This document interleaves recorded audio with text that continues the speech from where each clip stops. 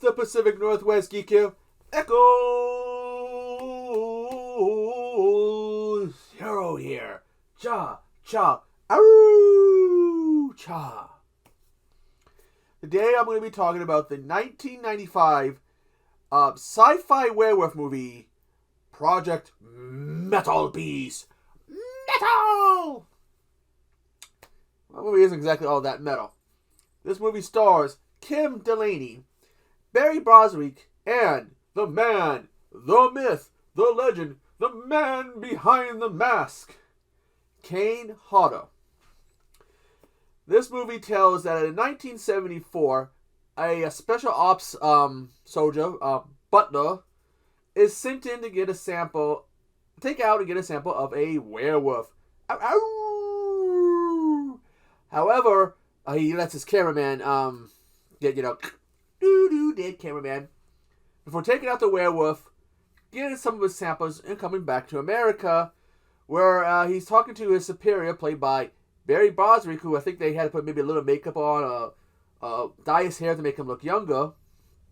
Anyways, they're trying to see if they can use this blood to make a super soldier. He's a little impatient, and ends up taking it himself, starts to transform, forces himself onto one of the doctors, and kills some people before he himself takes a few silver bullets in the chest from Barry Bostwick, transforming him back into his human form. He's then put on ice. And 20 years later, Barry's now looking older because, no longer dyeing his hair. He's doing the same thing. They're working on a project where they can take metal, since it's making like a skin type thing, they can to graft to people.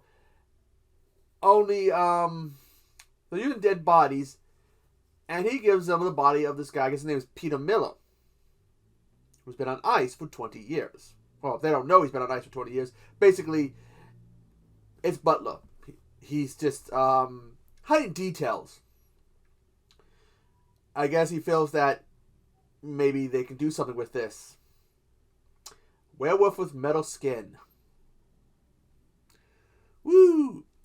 The woman in charge of this project, the head scientist, is played by Kim Delaney. And they start to graft the metal to his body when they notice the silver bullets.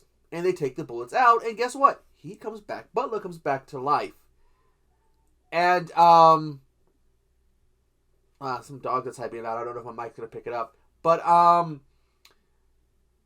he comes back to life.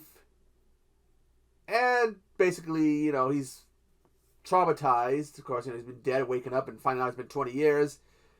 He wolfs out and kills some people. They're able to capture him. However, when they go to remove the skin, the metal skin, they found that it's now adhered to him. It's part of his body.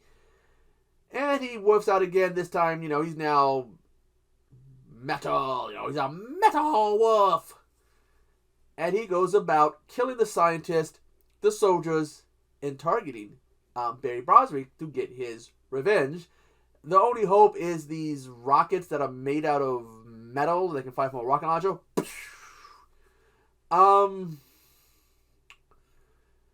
First saw this movie years ago, because this was probably in the 90s when I saw this.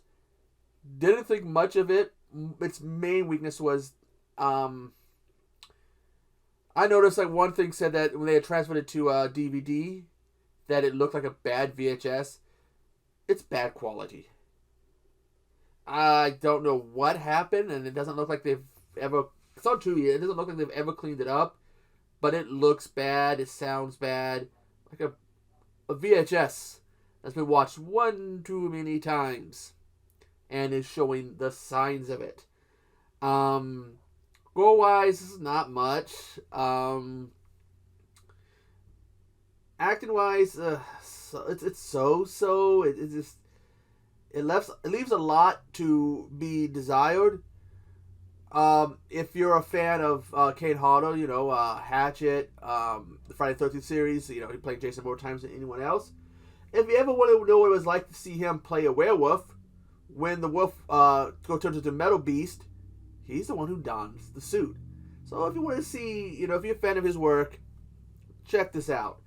I'll put the link for the trailer if I can find it, and the link for Tubi. But this, it's been years since I've seen this film, and it's still, you get some stuff action at the beginning, then a lot of yada yada, some more action, yada yada, more action, and then, well, the coolest thing is when he gets one of the rockets in his legs. It doesn't blow up, and he just kind of pulls it out. When he pulls it all the way, you get a little boop sound, which I thought was a little comical. I forgot Barry Boswick was in this. He plays a good villain.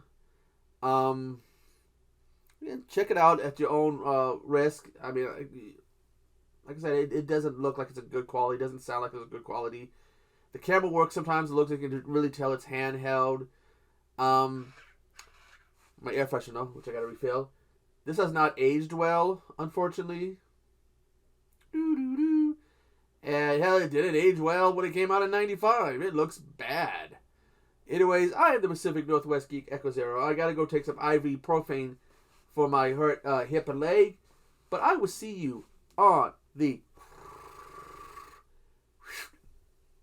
flip side. Ow!